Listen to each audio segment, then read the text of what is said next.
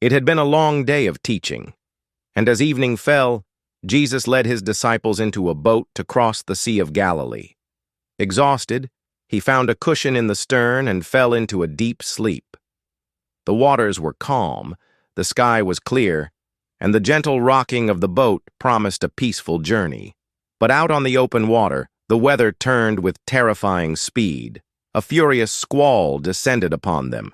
The wind screamed, whipping the sea into a chaos of towering waves that crashed over the sides, filling the boat with cold, dark water. The seasoned fishermen among them fought desperately against the storm, their faces etched with a fear they'd never known. This was no ordinary storm. It felt like the end. In their terror, they rushed to the back of the boat where Jesus still slept. "Teacher," they cried, shaking him awake, their voices trembling. "Don't you care if we drown?" Jesus awoke. His eyes were calm, his presence steady amidst the chaos. He looked at their frightened faces, not with anger, but with a profound question. "Why are you so afraid? Where is your faith?" Then he stood.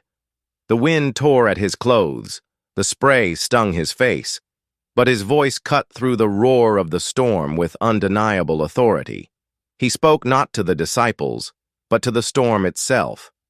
"Peace," he commanded. "Be still." And in that very instant, the screaming wind fell silent. The raging waves collapsed into a gentle, glassy calm.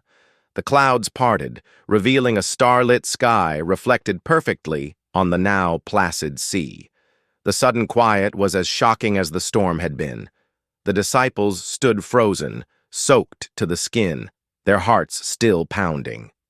They looked at the perfectly calm sea, then at the man who had commanded it. Awe washed over them, greater than their fear had been.